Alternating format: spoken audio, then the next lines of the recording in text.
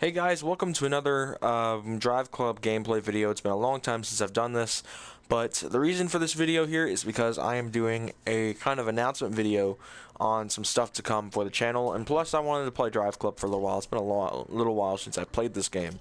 So, what exactly is going on? Are we talking about? Well, let's see. There is some stuff going on right now where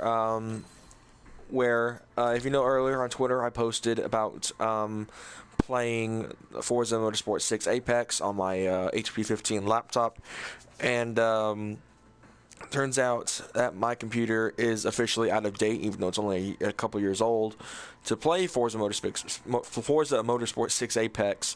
And the problem I have is the fact that I cannot play the Apex version on my PC, and the reason for that is because I don't have DirectX 12, and I don't know if there's a way to update the system to be able to run that game safely, of course. And I need RAM and a new graphics driver, which I've been unable to get fixed, spending all day trying to get that running. So I'm going to be embarking on a project with my buddy Chase Tolbert, otherwise known as Lord Zolith, depending on where you watch him from. He is going to help me build a project computer, which I call the Commodore GT. I call it Project Commodore GT. And basically that computer is going to be able to be a budget computer, which means it's going to have to be under about, maybe, I'm expecting the overall budget to be around $210. Well, it really depends on what kind of RAM I go for, the case, and stuff of that nature. He's going to be basically there to help me find the right parts he thinks I should go for. I'm still trying to decide whether I want to get a high-powered CPU that can run really decent graphics, or if I want to go for a full-on GPU-CPU combo. He has advised the GPU-CPU combo be better. However, I am kind of leaning towards the CPU just to save in price. But the reason I call it the Commodore GT is because I thought it was just a really cool name, and it's going to be truly pretty cool. I don't know for sure yet if I'm going to want to actually produce it mass time, though. That is something I've actually thought about throughout the day ever since I came up with the idea for the project. On maybe one day opening up my own little company and start producing them full-time.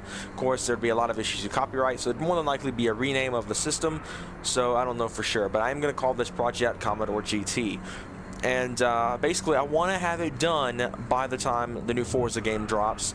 And if you remember, if you've been paying attention to E3 or channels such as AR12, Black Panther, and the like, they have talked much about the new Forza game. Forza Horizon 3 was confirmed yesterday.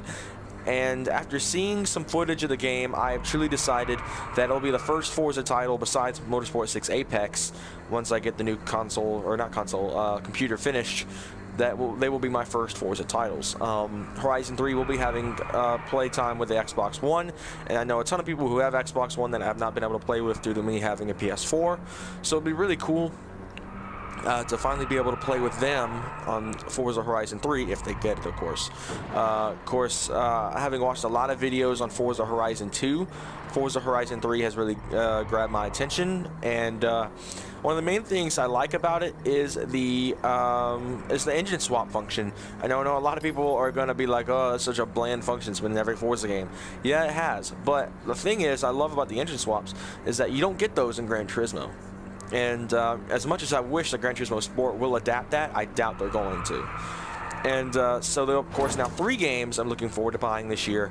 Forza Horizon 3 in September, which will be the earliest of that series. I might go ahead later on, hopefully once Project Commodore GT is finished, I can get the Horizon 3 done and on that system right on launch day, because I would love to be able to have the money finally to get the games on launch day. The only games I've been successful doing that with 99% of the time is Pokemon.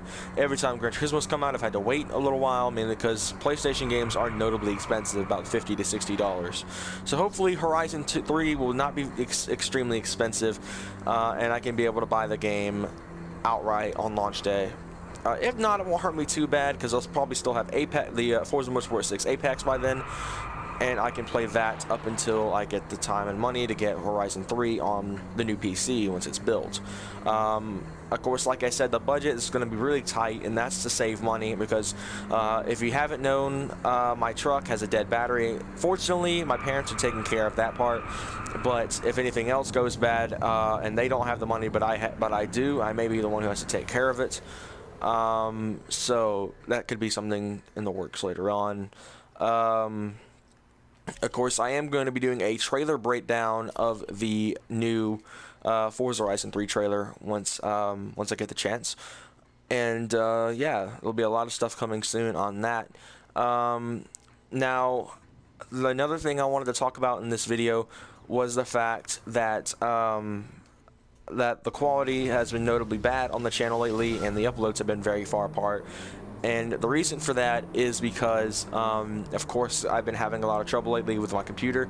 Granted, I've loved my HP 15, and I will continue to still keep it once the Commodore GT is built. Depending on how things go, though, I may get rid of the HP 15, depending on what I have money-wise, and if I really am in a hurry to get the Commodore GT finished. Because if that's the case, I may go ahead and start working on selling the HP 15, even though it's got a few problems right now that I need to get looked at. My friend Lord Zolov will be coming by tomorrow to my house, so I'll have him look at it and see if maybe he can figure out what's going wrong with it. Because it's making like a sizzling noise. Unless I press the W key, it'll stop. And sometimes my W key will go completely unresponsive. It's really awkward. And on top of that, of course, it did blue screen a few months ago. Or maybe a month or two ago now. But yeah, it did not work for me really well the other day.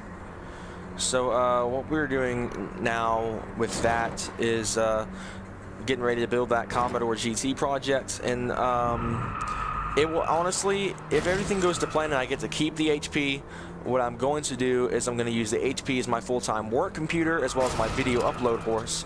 So basically what will happen is I'll record footage on Project Commodore GT, and then I will send it all over to the HP, where the HP will then be the workhorse that will upload for me. It will not have the capture card software on it. That will be, well, depending on, since Elgato, you have to have it connected to a computer in order to even use it. What I think I'm more than likely going to wind up doing is leaving the Elgato capture card software, and anything that is not PC will be done on the laptop. But anything that is PC related gaming will be done through the Elgato on the Commodore GT project. Of course, if you watch my update video, you'll know I did decide with Liam Baum Gaming, he's going to pay for an Elgato HD60. Of course, I'm just going to request to use it, and hopefully he says yes every time.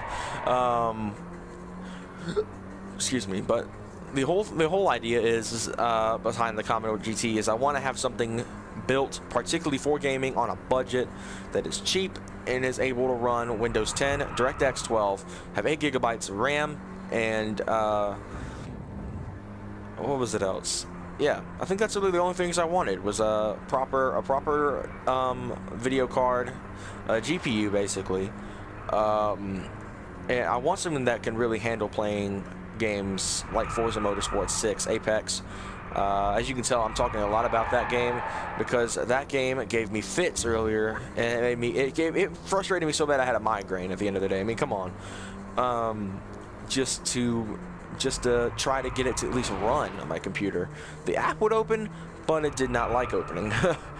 But once the Commodore GT is built, I'll be linking my Xbox Live account that I made earlier today. You can watch the tutorial of that as well, and it will be that'll basically be my quote-unquote Xbox for now, since I don't have plans to buy an Xbox One anytime soon, even though the all-new Xbox One S starts at $300. It's very tempting to save the money for and buy. But of course, being a non-Xbox guy myself, having seen what happened with the 360, of course they have rebuilt their brand image now, but at the same time, I don't want to take the risk on getting a console that's going to explode as soon as I play it. I've heard good things about the Xbox One, but you know, it's just not my bag. So the Commodore GT will basically be my Xbox until I decide to get the money together to buy an Xbox. So I'd like to thank you guys for watching this video. You can check out the videos I made on Pokemon Sun and Moon trailer breakdown, which leaked today, as well as the Forza Horizon 3 trailer breakdown once I get started on that. So I'll see you guys in the next one. Take care.